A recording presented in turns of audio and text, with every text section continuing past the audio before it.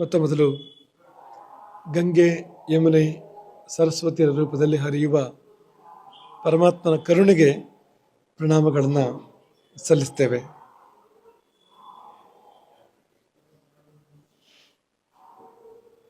ಗಂಗೆ ಎಂದರೆ ಏನು? ಅದು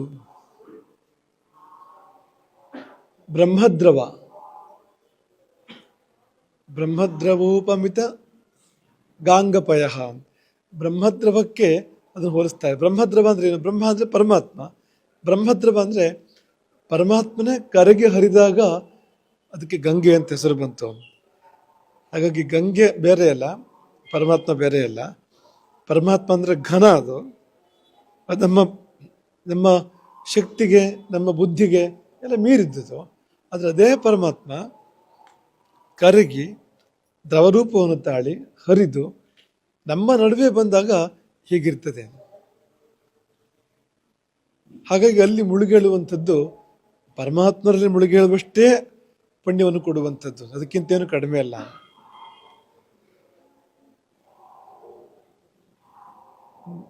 ಗಂಗೆ ಅಷ್ಟೇ ಅಂತ ಅಲ್ಲದೆ ಇದ್ರು ಗಂಗೆ ಹತ್ತಿರ ಅಂತ ಯಾವುದು? ಯಮುನೆ ಮತ್ತು ಸರಸ್ವತಿ ಗಂಗೆಯ ಸೋದರಿಯರಿದ್ದ ಹಾಗೆ. ಗಂಗೆಯ ಗುಣಗಳಲ್ಲಿ ತುಂಬ ಇದೆ ಆ ನದಿಗಳಲ್ಲಿಯೂ ಕೂಡ. ಕೆಲವು ವೈಶಿಷ್ಟ್ಯಗಳು ಇದೆ. ಯಮುನೆಯ ತೀರದಲ್ಲಿ ಕೃಷ್ಣ ವಿಹಾರ ಮಾಡಿದ್ದಾನೆ, ಸರಸ್ವತಿ ಗುಪ್ತಗಾಮಿನಿ, ಆಕೆ ಅದರದ್ದೇ ಆದ ವೈಶಿಷ್ಟ್ಯಗಳಿದೆ. ಹಾಗಾಗಿ ಆ ನದಿಗಳು ಸೇರ್ಕೊಳ್ತವೆ. ಅವೆಲ್ಲ ಸೇರ್ಕೊಂಡಾಗ ಅದೊಂದು ಮಹಾಪುಣ್ಯದ ರಾಶಿ. ಈ ತ್ರಿವೇಣಿ ಸಂಗಮ ಎನ್ನುವಂಥದ್ದು ಅತ್ಯದ್ಭುತವಾದ ಪುಣ್ಯದ ರಾಶಿಯಾಗಿ ಮಾರ್ಪಟ್ಟಿತು. ಅದರ ಮೇಲೆ ಪುಣ್ಯಕಾಲದ ಯೋಗ, ಅಪರೂಪದ ಪುಣ್ಯಕಾಲದ ಯೋಗ, ಇದು ಸೇರಿದಾಗ ಅದೊಂದು ಅತ್ಯದ್ಭುತ ಅವಕಾಶವಾಗಿ ಮಾರ್ಪಟ್ಟಿತು. ಈ ಭೂಮಿ ಮೇಲಿರ್ತಕ್ಕಂಥ ಎಲ್ಲ ಜೀವಗಳಿಗೂ ಒಂದು ಅವಕಾಶ. ತಮ್ಮ ಎಲ್ಲ ಪಾಪಗಳನ್ನು ಕಳ್ಕೊಳ್ಬೋದು, ಎಲ್ಲ ದೋಷಗಳನ್ನು ಕಳ್ಕೊಳ್ಬೋದು, ಸಂಕಲ್ಪವನ್ನು ಸಾಕಾರ ಮಾಡ್ಕೊಳ್ಬೋದು. ಮುಕ್ತಿಯೇ ಕರತಲಾ ಮಲಕ, ಹಂಗೆ ನೆಲ್ಲಿಕಾಯಿ ಹಾಗೆ ಅಂತ ಸಂದರ್ಭ ಇದು. ದೇವರು ಕಾಲ ದೇಶಗಳೆರಡನ್ನೂ ಕೂಡಿಸಿಕೊಡುವಂಥದ್ದು. ದೇಶ ಅಂದರೆ ಪ್ರಯಾಗ, ಅಷ್ಟು ಪುಣ್ಯಪುತ್ತಮವಾಗಿರ್ತಕ್ಕಂಥ ಪ್ರದೇಶ ಅದು. ಇಲ್ಲಿ ಹರಿಯುವ ಗಂಗಾ ಯಮುನಾ ಸರಸ್ವತಿಗಳ ಸಂಗಮ. ಮೇಲಾಗಿ ಈ ಕುಂಭ ಸಂದರ್ಭ. ಈ ಕುಂಭ ಅನ್ನೋದಕ್ಕೆ ತುಂಬ ಗಂಭೀರವಾದ ಅರ್ಥ ಇದೆ. ಮುಂದೆ ಯಾವಾಗಲಾದ್ರು ಅದನ್ನು ಯೋಚನೆ ಮಾಡೋಣ. ಯಾಕೆ ಇದನ್ನು ಕುಂಭ ಅಂತ ಕರಿಬೇಕು? ಶಂಕರಾಚಾರ್ಯರ ಭಾಷೆಯಲ್ಲಿ ಕುಂಭ ಅಂದರೆ ಏನು ಅನ್ನೋದು ಒಂದು ಪ್ರತ್ಯೇಕವಾದ ಒಂದು ಚಿಂತನೆ ಮಾಡ್ತಕ್ಕಂಥ ಒಂದು ಸಂಗತಿ. ಅದು ಇನ್ನೊಮ್ಮೆ ನೋಡೋಣ ಅದನ್ನು. ಇಷ್ಟು ತಗೊಳ್ಬೋದು ನಾವು. ಕುಂಭ ಅಂದರೆ ಕೊಡ, ನಿಮಗೆಲ್ಲ ಗೊತ್ತಿದ್ದ ಹಾಗೆ ಕೊಡ ಇದ್ದ ಹಾಗೆ ನೋಡಿ. ಇದು ಈ ಜೀವಗಳು ರಿಕ್ತ ಕುಂಭಗಳಾಗಿ ಬರ್ತವೆ ಇಲ್ಲಿಗೆ, ಖಾಲಿ ಕೊಡ ಹಾಗೆ ಬರ್ತವೆ ಇಲ್ಲಿಗೆ. ಇಲ್ಲಿ ತುಂಬಿಕೊಂಡು ಪೂರ್ಣ ಕುಂಭಗಳಾಗಿ ಮರಳುತ್ತವೆ ಅಂತ ಸಂದರ್ಭ ಇದು. ನೀವು ಗಂಗೆಯಲ್ಲಿ ಮುಳುಗಿ ಎದ್ರೆ ಏನು ತುಂಬ್ಕೊಂಡಾಗಾಯ್ತು ಅಂತ ಅನ್ಕೊಳ್ಬೇಡಿ. ನೀವೇ ದೇಹ ಘಟ, ಇದೊಂದು ಘಟ ಇದ್ದ ಹಾಗೆ ಇದು ಅಂತ. ಇದರೊಳಗೆ ನೀವು ಆ ಮಹಾ ಚೈತನ್ಯವನ್ನು ನೀವು ತುಂಬಿಕೊಳ್ತೀರಿ, ಅದ್ಭುತವಾಗಿರುವಂಥ ಚೈತನ್ಯವನ್ನು ತುಂಬಿಕೊಳ್ತೀರಿ, ಪೂರ್ಣ ಕುಂಭಗಳಾಗಿ ಮರಳ್ತೀರಿ. ಇಂಥದ್ದೊಂದು ಸಂದರ್ಭ ಅಂತ. ಎಲ್ಲರಿಗೂ ಅವಕಾಶ ಲಭ್ಯ ಇದೆ, ನಿಯಮ ಇಲ್ಲ ಏನು. ಈಗ ಒಂದು ದೇವಸ್ಥಾನದ ಗರ್ಭಗುಡಿಗೆ ಎಲ್ಲರೂ ಹೋಗ್ಲಿಕ್ಕೆ ಆಗೋದಿಲ್ಲ, ಅಥವಾ ಒಂದು ವೇದ ಅಂದರೆ ಎಲ್ಲರೂ ಅಧ್ಯಯನ ಮಾಡ್ಲಿಕ್ಕೆ ಆಗೋದಿಲ್ಲ, ಸಂಗೀತ ಅಂದರೆ ಎಲ್ಲರಿಗೂ ಗತಿ ಇರೋದಿಲ್ಲ ಸಂಗೀತದಲ್ಲಿ, ಒಂದು ಯಾವುದೊಂದು ಯಜ್ಞ ಅಂದರೆ ಎಲ್ಲರೂ ಕೂಡ ಮಾಡಲಿಕ್ಕೋ ಮಾಡಿಸ್ಲಿಕ್ಕೋ ಆಗೋದಿಲ್ಲ. ಅಂದರೆ ಮಿತಿ ಇದೆ, ಎಲ್ಲರೂ ಮಾಡೋಕ್ಕೆ ಸಾಧ್ಯ ಇಲ್ಲ. ಈಗ ಒಂದು ಮಹಾಷೋಡಶಿ ಜಪ ಅಂತ ಅನ್ಕೊಳ್ಳಿ ನೀವು, ಶ್ರೀವಿದ್ಯಾ ಜಪ ಅಂದರೆ ಎಲ್ಲರೂ ಮಾಡ್ಲಿಕ್ಕೆ ಆಗೋದಿಲ್ಲ, ಅರ್ಹತೆ ಬೇಕು, ಅದಕ್ಕೆ ಯೋಗ್ಯತೆ ಬೇಕು ಅಂತ. ಆದರೆ ಇದು ಹಾಗಲ್ಲ, ಯಾರಿಗೆ ಬೇಕಾದರೂ ಅವಕಾಶ ಇದೆ, ಇಲ್ಲ ಅಂತ ಯಾರಿಗೂ ಇಲ್ಲ, ಯಾರು ಬೇಕಾದ್ರೂ ಒಂದು ಮಾಡ್ಬೋದು. ಅದೇ ನಮಗೆ ರಾಮನ ಬಗ್ಗೆ ಇರೋ ಮಾತು ನೆನಪಾಗ್ತಿದೆ. ರಾಮನ ಬದುಕಿನ ಕೊನೆಯ ಕ್ಷಣಗಳು. ಆ ಸಮಯದಲ್ಲಿ ಅವನು ಮೋಕ್ಷಕ್ಕೆ ಅಂತ ಹೊರಟಾಗ ರಾಮ ಅವನನ್ನು ಅಯೋಧ್ಯೆ ಎಲ್ಲ ಹಿಂಬಾಲಿಸ್ತು, ಹಳ್ಳಿ ಜನಗಳು ಕೂಡ ಹಿಂಬಾಲಿಸಿದರು, ದಾರಿಯಲ್ಲಿ ಹಳ್ಳಿ ಜನಗಳು ಕೂಡ ಹಿಂಬಾಲಿಸ್ತಾರೆ. ಯಾಕೆಂದರೆ ಸ್ವರ್ಗದ್ವಾರಂ ಅಪಾವೃತಂ. ಆ ಸಮಯದಲ್ಲಿ ರಾಮ ತೆರೆದಿಟ್ಟ ಸ್ವರ್ಗದ ದ್ವಾರದಂತೆ ಇದ್ದ. ಯಾರು ರಾಮನನ್ನು ಹಿಂಬಾಲಿಸಿದ್ರು ಕೂಡ ಅವರಿಗೆ ಮುಕ್ತಿ ಕರಸ್ಥಿತವಾಗ್ತಿತ್ತು ಅಂತ ಸಂದರ್ಭ ಅದು ಅಂತ. ಇದು ಕೂಡ ಹಾಗೆ ಅಂತ. ಈಗ ದೇವರು ತನ್ನ ದ್ವಾರವನ್ನು ತೆರೆದಿಟ್ಟ ಹಾಗೆ ಅಂತ. ಯಾರು ಬಂದು ಮುಳುಗಿ ಹೇಳ್ತಾರೋ ಅವರಿಗೆ ಅದು ಲಭ್ಯ ಇದೆ. ಹಾಗಾಗಿ ಅಂಥ ಅಪರೂಪದ ಸಂದರ್ಭಕ್ಕೆ ಎಷ್ಟು ಜೀವಗಳು ಸಾಕ್ಷಿಯಾದವು ಅಂದರೆ ಅದಕ್ಕೆ ಸಂಖ್ಯೆಗಳ ಮಿತಿ ಇಲ್ಲ ಅಂತ. ಅಂದರೆ ಇದರ ಮಹತ್ವ ಏನು ಅನ್ನುವಂಥದ್ದನ್ನು ಕೇವಲ ಇಲ್ಲಿ ಬಂದು ಮಿಂದ ಸಂಖ್ಯೆ ನೋಡಿದರೆ ಗೊತ್ತಾಗ್ತದೆ ಅಂತ. ಈಗ ಕುಂಭವನ್ನು ಟೀಕೆ ಮಾಡುವವರು ಇದ್ದಾರೆ, ಅಥವಾ ಎಲ್ಲ ಮೂಲೆಯಲ್ಲಿ ಕೂತು ಮೂಗು ಮುರಿಯುವಂಥವ್ರು ಇದ್ದಾರೆ. ಏನಪ್ಪ ಹೋಗಿ ಹೋಗಿ ಯಾಕೆ ಸ್ನಾನ ಮಾಡಬೇಕು, ಏನಂಥದ್ದು ಇಷ್ಟೆಲ್ಲ ಕಷ್ಟಪಡಬೇಕು ಯಾಕೆ ಅನ್ನೋಂಥವ್ರು ಇದ್ದಾರೆ. ಲಕ್ಷಾಂತರ ಜನ ಬಂದು ಕೋಟ್ಯಾಂತರ ಜನ ಸ್ನಾನ ಮಾಡ್ತಾರೆ, ಆ ನೀರೆಲ್ಲ ಕಲುಷಿತ ಆಗುತ್ತೆ, ಅಲ್ಲಿ ಸ್ನಾನ ಮಾಡಬೇಕಾ ಅನ್ನೋರು ಇದ್ದಾರೆ. ಆದರೆ ಈ ಕೋಟ್ಯಂತರ ಮನುಷ್ಯರು ಬಂದು ಸ್ನಾನ ಮಾಡ್ತಾ ಇದ್ದಾರಲ್ಲ, ಇವರೆಲ್ಲ ದಡ್ಡರಲ್ಲ, ಇವರಿಗೆಲ್ಲ ಬುದ್ಧಿ ಇಲ್ಲ ಅಂತ ನಾವು ಅನ್ಕೋಬಾರದು. ಇಷ್ಟು ಜನ ಇವರಲ್ಲಿ ಎಲ್ಲ ಥರದ ಜನಗಳು ಇದ್ದಾರೆ. ತುಂಬ ಬುದ್ಧಿವಂತರು, ಮೇಧಾವಿಗಳು, ಪ್ರಜ್ಞಾವಂತರು, ವಿದ್ಯಾವಂತರು, ವೇದಶಾಸ್ತ್ರಗಳನ್ನು ಬಲ್ಲವರು. ಅದು ಮಾತ್ರ ಏನು, ಆಧುನಿಕ ವಿದ್ಯೆಗಳನ್ನು ಬಲ್ಲಂಥವ್ರು, ಆಧುನಿಕವಾಗಿ ಬೇರೆ ಬೇರೆ ಸ್ಥಾನಮಾನ ಗಳಿಸಿರ್ತಕ್ಕಂಥವ್ರು, ದೊಡ್ಡವರು, ಸಣ್ಣವರು, ಪುರುಷರು, ಮಹಿಳೆಯರು ಎಲ್ಲರೂ ಬರ್ತಾರಲ್ಲ. ಇಷ್ಟು ದೊಡ್ಡ ಪ್ರಮಾಣದಲ್ಲಿ ಜನಸ್ತೋಮನ ಆಕರ್ಷಣೆ ಮಾಡ್ತದಲ್ಲ, ಅದು ಮಹತ್ವ ಇದೆ ಅಲ್ಲಿ. ಇಲ್ಲದೆ ಇದ್ದಕ್ಕಿದ್ದಾಗೆ ಕೋಟಿಗಟ್ಟಲೆ ಜನ ಬರೋಕ್ಕೆ ಸಾಧ್ಯ ಇಲ್ಲ. ಹಾಗಾಗಿ ಈ ಆಕರ್ಷಣೆ ಇದೆಯಲ್ಲ, ಆಕರ್ಷಣೆಯೇ ಅಲ್ಲೊಂದು ಮಹತ್ವ ಇದೆ ಅನ್ನೋದನ್ನು ತೋರಿಸುತ್ತೆ. ಇನ್ನೊಂದೇನು ಅಂದರೆ, ಈಗ ಲಕ್ಷಾಂತರ ಕೋಟ್ಯಂತರ ಜನ ಸ್ನಾನ ಮಾಡಿದ್ರೆ ನದಿ ಪೂರ್ತಿ ಕಲುಷಿತ ಆಗಿರುತ್ತೆ, ಅಲ್ಲೇನು ಸ್ನಾನ ಮಾಡೋದು ಕೆಲವರಿಗೆ ಉತ್ತರ ಏನು ಅಂದರೆ, ಈ ಲಕ್ಷ ಕೋಟಿ ಮನುಷ್ಯಗಳು ಸೇರ್ತವಲ್ಲ ಒಂದು ಸ್ಥಾನದಲ್ಲಿ, ಕೋಟ್ಯಂತರ ಸಂಕಲ್ಪಗಳು, ಶ್ರದ್ಧೆ, ಮನಸ್ಸು ಸೇರಿದಾಗ ಅದು ಎಲ್ಲಿದ್ರೂ ದೇವರು ಬರಬೇಕು ಅಲ್ಲಿಗೆ. ಅದು ಜಡ ಮಾತ್ರ ದೇವರಾಗ್ಬಿಡುತ್ತೆ. ಅದು ಬರೇ ಕಲ್ಲು ಮಣ್ಣಾದರೂ ಕೂಡ ಅದು ಸ್ವರ್ಗ, ವೈಕುಂಠ, ಕೈಲಾಸ ಆಗ್ಬಿಡುತ್ತೆ ಅದು. ಯಾಕೆಂದ್ರೆ ಇಷ್ಟು ಕೋಟಿ ಜನರ ಶ್ರದ್ಧೆ, ಭಕ್ತಿ, ಭಾವ ಅಲ್ಲಿ ಸೇರಿದೆ ಅಂತ. ಹಾಗಿರುವಾಗ ಸಹಜವಾಗಿ ಶಕ್ತಿಯುಳ್ಳ ಕ್ಷೇತ್ರಕ್ಕೆ ಇಷ್ಟೆಲ್ಲ ಮಂದಿ ಬಂದು ಇಲ್ಲಿ ಪುಣ್ಯ ಸ್ನಾನ ಮಾಡುವಾಗ ಏನಾಗಿರ್ಬೋದು ಇದರ ಒಂದು ಮಹತ್ವ, ಅದನ್ನು ನಾವು ಕಲ್ಪನೆ ಮಾಡೋಕ್ಕೆ ಕೂಡ ಸಾಧ್ಯ ಇಲ್ಲ. ಹಾಗಾಗಿ ಕಂಡಿರುವರೇ ಕಾಣ್ತಕ್ಕಂಥ ಒಂದು ತೆರೆದಿಟ್ಟ ಸ್ವರ್ಗದ ದ್ವಾರ ಇದು ಕುಂಭ ಎಂದರೆ. ನಾವು ತುಂಬಿಕೊಳ್ಬೇಕು, ನಾವೆಲ್ಲ ಪೂರ್ಣ ಕುಂಭಗಳಾಗಬೇಕು. ನಾವು ಖಾಲಿ ಕೊಡಗಳಾಗಿದ್ದೇವೆ. ಚೂರು ಪಾರು ನೀರಿದ್ರೆ ಶಬ್ದ ಮಾಡುತ್ತೆ ಕೊಡ ಭಾಳಷ್ಟು, ಆದರೆ ತುಂಬಿದ ಕೊಡ ಆದರೆ ಅದು ಸದ್ದು ಮಾಡೋದಿಲ್ಲ, ಅದು ಶಬ್ದ ಮಾಡೋದಿಲ್ಲ ಅದು ಅಂತ, ಯಾಕೆಂದರೆ ತುಂಬಿದೆ ಅದು ಅಂತ. ಹಾಗೆ ಅಲ್ಪವಿದ್ಯಾ ಮಹಾಗರ್ವಿ ಅನ್ನೋ ಹಾಗೆ ಚೂರ ಪಾರೋ ಏನೋ ತಿಳ್ಕೊಂಡ ಹಾಗೆ ನಮಗೇನು ಗೊತ್ತು, ಏನೂ ಗೊತ್ತಿಲ್ಲ ಅಂಥವ್ರು ಕೂಡ ಜಂಬ ಕೊಚ್ಕೊಳ್ಳುವಂಥದ್ದನ್ನು ಕಾಣ್ತೇವೆ ನಾವು. ಹಾಗಾಗದೆ ಪೂರ್ಣ ಕುಂಭಗಳಾಗಿ ಪುಣ್ಯವನ್ನು ತುಂಬಿಕೊಂಡು ನಾವು ನಮ್ಮ ಬದುಕಿಗೆ ಮರಳುವಂತೆ ಆಗಬೇಕು. ನಮ್ಮ ಕುಲಕೋಟಿಯನ್ನು ಉದ್ಧಾರ ಮಾಡ್ತೇವೆ ನಾವು. ನಮ್ಮನ್ನು ಮಾತ್ರ ಅಲ್ಲ, ನಮ್ಮನ್ನು ಹೆತ್ತವರು, ಅವರನ್ನು ಹೆತ್ತವರು, ನಮ್ಮ ಮುಂದಿನ ಪೀಳಿಗೆ, ಇದಕ್ಕೆಲ್ಲ ಪುಣ್ಯದ ದೊಡ್ಡ ಬುದ್ಧಿಯನ್ನು ನಾವು ಕೊಡ್ತೇವೆ ನೋಡಿ. ಹಾಗಾಗಿ ಅಂಥದ್ದೊಂದು ಅದ್ಭುತವಾಗಿರುವಂಥ ಅವಕಾಶ ಇಲ್ಲಿ ಅನಾವರಣಗೊಂಡಿತ್ತು. ನಮಗಿಲ್ಲಿ ಬರಬೇಕು ಅನ್ನೋ ಇಚ್ಛೆ ಇದ್ದಿದ್ದಲ್ಲ. ಆದರೆ ಹೇಗೆ ಸಾಧ್ಯ ಅನ್ನೋ ಪ್ರಶ್ನೆ ಇತ್ತು ನಮಗೆ, ಎಲ್ಲಿ ಆಗುವಂಥದ್ದು ಇದೆಲ್ಲ ಅನ್ನೋ. ಅಲ್ಲಿ ಬೇರೆ ಬೇರೆ ತೊಡಕುಗಳಿದ್ವು, ಮಠದ ಕಾರ್ಯಗಳಲ್ಲಿ ಬರ್ಲಿಕ್ಕೆ ಆಗದೆ ಇರುವಂಥ ಸಂದರ್ಭಗಳು ಅಲ್ಲಿಂದಲೂ ಇದ್ವು. ಇಲ್ಲಿಯ ಜನಸಮ್ಮರ್ದ ವ್ಯವಸ್ಥೆ ಹೇಗಪ್ಪ ಅನ್ನೋ ಪ್ರಶ್ನೆ ಇತ್ತು. ಆದರೆ ಬದ್ಧ ಕಾರ್ಯಕರ್ತರ ತಂಡ ಹೂವೆತ್ತದಂತೆ ಇದನ್ನು ಮಾಡಿಸಿದೆ. ಅಷ್ಟು ಸುಗಮವಾಗಿ, ಸುಲಭವಾಗಿ ಇದನ್ನು ಮಾಡಿಸಿದೆ. ನಮಗಿಲ್ಲಿ ಬರಲಿಕ್ಕೆ ಕೂಡ ಸುಲಭ ಇರಲಿಲ್ಲ, ಯಾಕಂದರೆ ಸಾವಿರಾರು ಕಿಲೋಮೀಟರ್ಗಳ ಯಾತ್ರೆ. ನಾವು ವಿಮಾನದಲ್ಲಿ ಬರೋ ಹಾಗಿಲ್ಲ, ರಸ್ತೆಯಲ್ಲೇ ಬರಬೇಕು. ಒಂದು ರೀತಿ ವಿನಯವೂ ಕೂಡ ಹೌದು, ಆಕಾಶದಿಂದ ಬಂದು ಹಿಡಿಯೋದಲ್ಲ ಅಂತ, ಭೂಮಿಯಲ್ಲೇ ಬರುವಂಥ ಸಂದರ್ಭ ಕೂಡ ಇದೆ. ಹಾಗಾಗಿ ಸೀದಾ ಹೊರಟು ಬರೋದು ಕೂಡ ಅಲ್ಲ, ಪೂಜೆಗಳಾಗಬೇಕು, ಮಧ್ಯದಲ್ಲಿ ಅನುಷ್ಠಾನಗಳಾಗಬೇಕು, ಅದರ ಸಮಯಕ್ಕಾಗಬೇಕು. ಬೆಳಗ್ಗೆ ಬೇರೆ ಆಗಬೇಕು, ಸಾಯಂಕಾಲ ಬೇರೆ ಆಗಬೇಕು, ಅದಕ್ಕೆ ಸ್ಥಾನಗಳು ಬೇಕು, ಸರಿಯಾದ ನಿವಾಸಗಳು, ಸ್ಥಾನಗಳು ಬೇಕು, ವ್ಯವಸ್ಥೆಗಳು ಬೇಕು. ಅಲ್ಲಿ ಕುಂಭ ಅನ್ನೋದು ಒಂದು ಕಾರ್ಯಕ್ರಮ ಅಲ್ಲ ನಮ್ಮ ಪಾಲಿಗೆ, ಈ ಕಾರ್ಯಕ್ರಮ ಸರಣಿ ಇದು. ಅಲ್ಲಲ್ಲಿ ನಿಂತು ಅನುಷ್ಠಾನ ಮಾಡಿ, ಪೂಜೆ ಮಾಡಿ ಮತ್ತೆ ಮುಂದುವರಿಸ್ತಕ್ಕಂಥದ್ದು. ಆದರೆ ಈ ಪೂಜೆ ಅನುಷ್ಠಾನಗಳ ಸಮಯ ಬಿಟ್ಟು ಮತ್ತೆಲ್ಲ ಸಮಯ ಪ್ರಯಾಣವಾಗಿ ಇಟ್ಕೊಂಡು ರಾತ್ರಿ ಇಡೀ ಪ್ರಯಾಣ ಮಾಡಿ ನಾವು ಇಲ್ಲಿಗೆ ಬಂದು ತಲುಪಿರುವಂಥದ್ದು. ಹಾಗಾಗಿ ಇದರಲ್ಲಿ ಅನೇಕ ಕಾರ್ಯಕರ್ತರ ಶ್ರಮ ಇದೆ. ಈ ದಾರಿಯಲ್ಲಿ ಆಗ ಗಣೇಶ ಪ್ರಸ್ತಾಪ ಮಾಡಿದಾಗ ಒಂದೊಂದು ಮೊಕ್ಕಾಮುಗಳಲ್ಲೂ ಮೊದಲು ಹೋಗಿ ಸಿದ್ಧತೆ ಮಾಡಿದವರು, ಜೊತೆಗೆ ಬಂದವರು, ಅವರ ಪಾತ್ರ ಸಾಕಷ್ಟಿದೆ. ಆದರೆ ದೊಡ್ಡ ಶ್ರಮ ಇಲ್ಲಿ ಬಿದ್ದಿದೆ. ಇಲ್ಲಿಯ ಸಿದ್ಧತೆಗಳು, ಇಲ್ಲಿ ವ್ಯವಸ್ಥೆಗಳು, ಮುಖ್ಯವಾಗಿ ಹೋಗಿ ಸ್ನಾನ ಮಾಡಲಿಕ್ಕೆ ಸಾಧ್ಯ ಆಗಬೇಕು, ಸಂಗಮಕ್ಕೆ ಹೋಗಿ ಸ್ನಾನ ಮಾಡಲಿಕ್ಕೆ ಸಾಧ್ಯ ಆಗಬೇಕು. ಯಾರು ಹೋದ ಹಾಗೆ ನಾವು ಹೋಗುವಂತೆ ಇಲ್ಲ. ಇಲ್ಲಿ ದೊಡ್ಡ ಸೇವೆ ಮಾಡಿರ್ತಕ್ಕಂಥವ್ರು ಒಂದು ಅರುಣಶ್ಯಾಮ, ಶ್ರೀ ಸಂಸ್ಥಾನದ ಪ್ರಿಯ ಶಿಷ್ಯನೇ ಹೌದು. ಕೆಲವರು ಮಾನಸ ಪುತ್ರ ಅಂತ ಕರೆಯೋದು ಉಂಟು, ಇದೇನು ತಪ್ಪಲ್ಲ, ನಿಜವೇ ಇದು. ಜೊತೆಯಲ್ಲಿ ನಮ್ಮ ವಿತ್ತಾಧ್ಯಕ್ಷ ಗಣೇಶ, ಸಿಗಂದೂರು ಸತ್ಯನಾರಾಯಣ, ಇಲ್ಲಿ ಸೇರಿರ್ತಕ್ಕಂಥವ್ರು, ಇಲ್ಲಿ ಉದಾಹರಣೆ ಶ್ರೀಧರ ಶೆಣೆಯವರು ಇರ್ಬೋದು.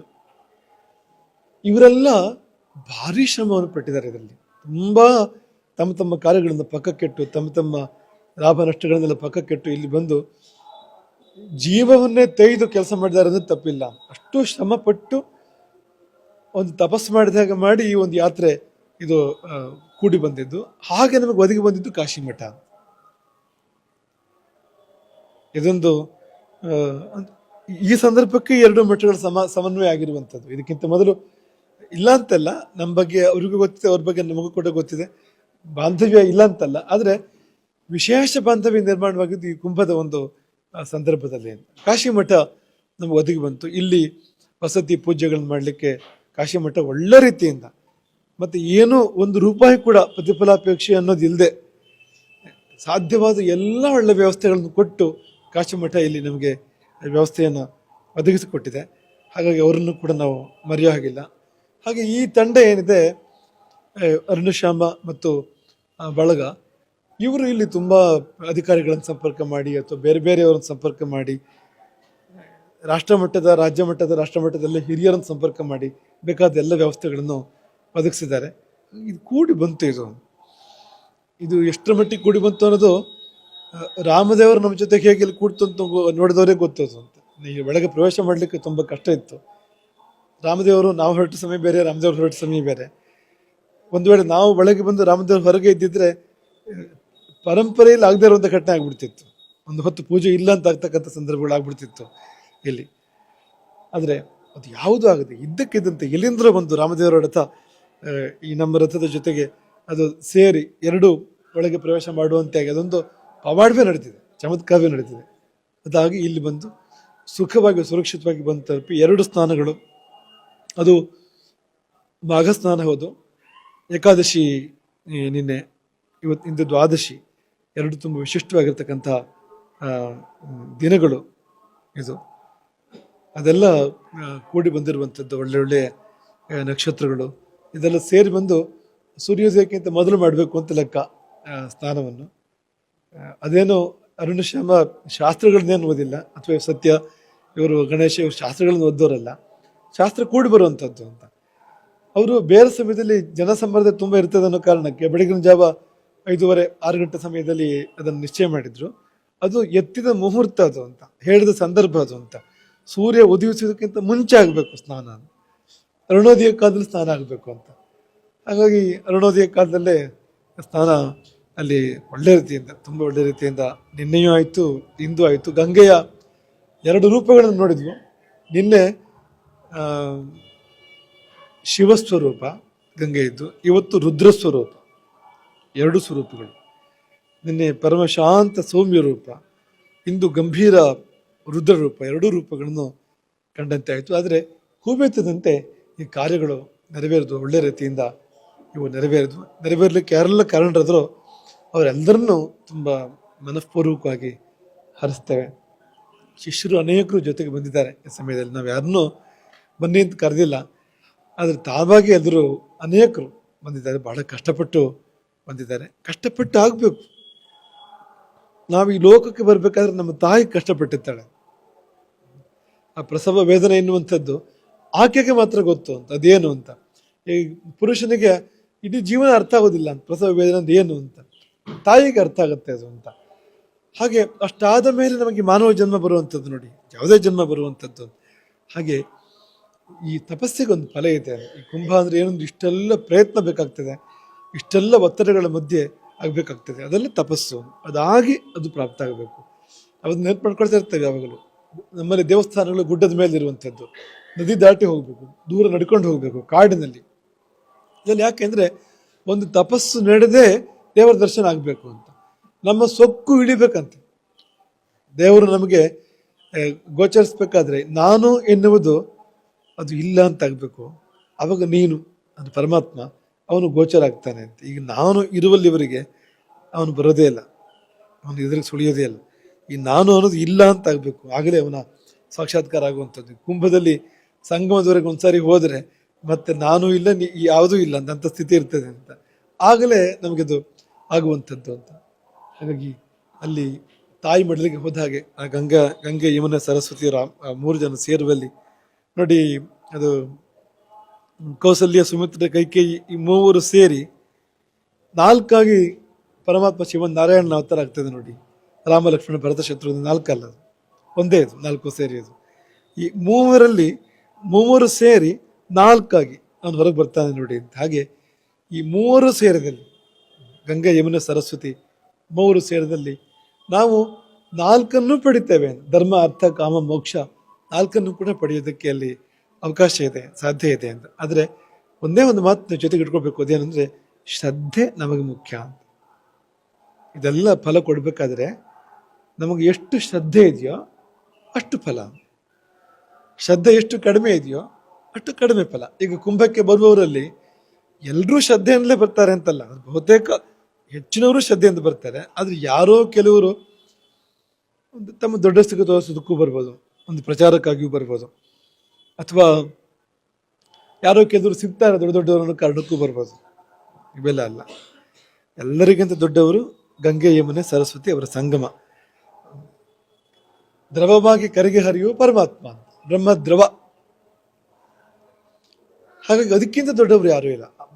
ನಾವು ಬಂದಿದ್ದು ಅವ್ರನ್ನ ಭೇಟಿ ಮಾಡಲಿಕ್ಕೆ, ಗಂಗಾ, ಯಮುನಾ, ಸರಸ್ವತಿ ಒಬ್ಬರನ್ನೊಬ್ಬರು ಭೇಟಿ ಮಾಡುವಾಗ, ಈ ಕಾಲವು ಸಂಧಿಸುವಾಗ ಅವ್ರನ್ನ ಭೇಟಿ ಮಾಡ್ತಕ್ಕಂಥ ಸಂದರ್ಭ. ಆ ಶ್ರದ್ಧೆ ಇದ್ದಾಗ ಮಾತ್ರವೇ ಪೂರ್ಣ ಫಲ ಬರುವಂಥದ್ದು ಎಂಬುದನ್ನು ನಾವು ಚೆನ್ನಾಗಿ ಮನಸ್ಸಲ್ಲಿಟ್ಕೊಳ್ಬೇಕು. ಇದೆಲ್ಲ ಸ್ವರ್ಣಾವಕಾಶಗಳು, ವಜ್ರಾವಕಾಶಗಳು, ರತ್ನಾವಕಾಶಗಳು, ಇದೆಲ್ಲ ಯುಗ ಯುಗದ ಅವಕಾಶಗಳು. ಉದ್ಧಾರವಾಗಲಿಕ್ಕೆ ದೇವರು ಆಗಾಗ ತೆರೆದಿಡುವ ದ್ವಾರಗಳು.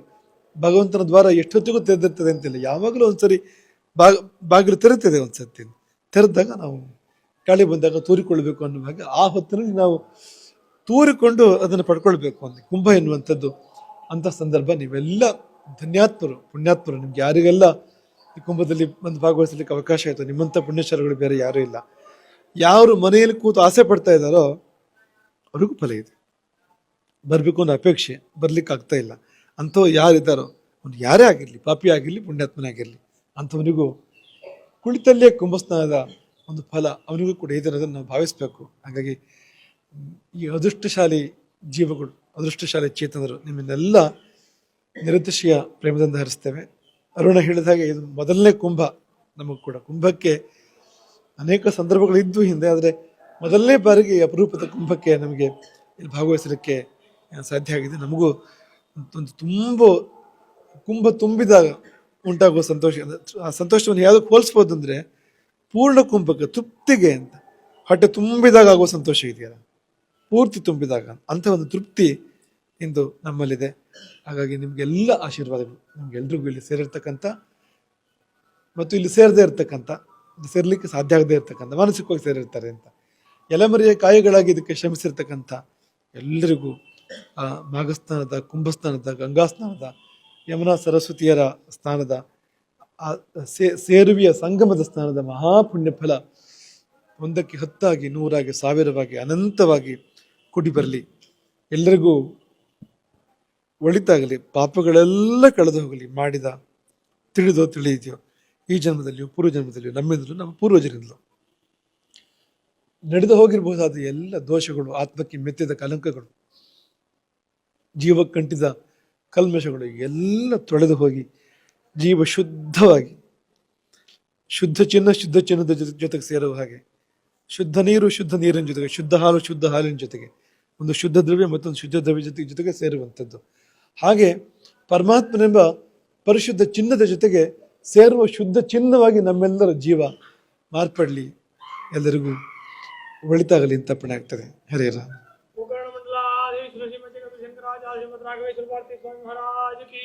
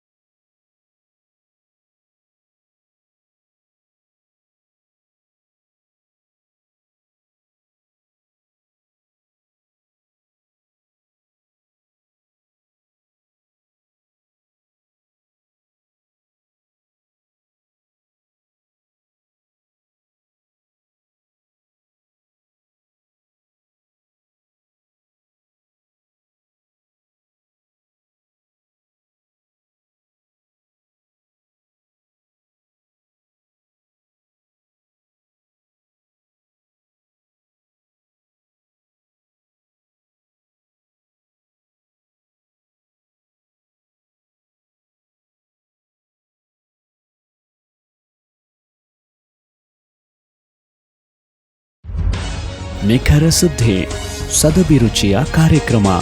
ನೀವು ನೋಡ್ತಾ ಇದ್ದೀರಾ ಕಹಳೆ ನ್ಯೂಸ್, ಸಮಾಜದ ಜಾಗೃತಿಗಾಗಿ